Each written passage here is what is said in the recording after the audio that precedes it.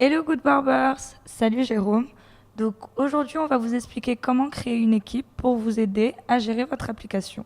Donc Jérôme, est-ce que tu peux m'expliquer par où commencer pour créer une équipe?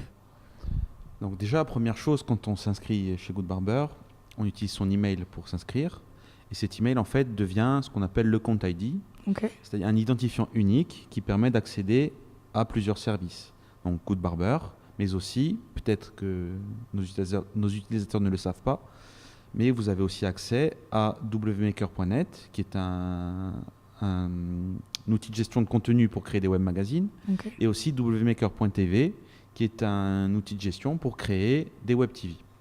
Donc cet account ID permet d'accéder à tous ces services. Donc si vous devez créer plusieurs applications, Ok. plusieurs projets, pensez toujours à utiliser cet account ID, donc votre email, c'est facile à retenir, afin que chacun des projets que vous créez soit rattaché à votre profil.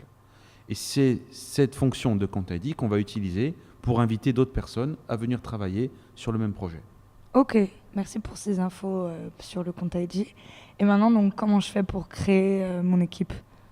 Alors, quand on est dans son back-office, si on est utilisateur de l'offre full, Ouais. en haut à droite, quand on clique sur son nom, il y a un menu qui s'appelle Team, qui apparaît, équipe. Et quand je suis dans ce menu, je peux faire deux choses. La première chose, c'est que je peux ajouter des nouvelles personnes et leur donner accès au back-office. Ok.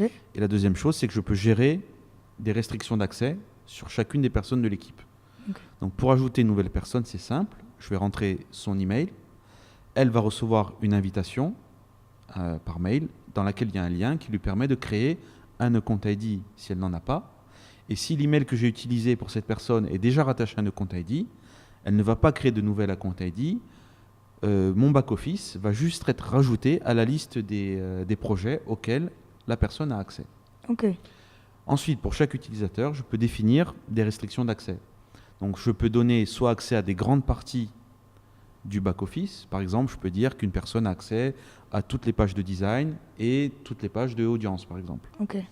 Ou je peux dire, je peux donner un accès spécifique à une page en particulier, une ou plusieurs pages en particulier.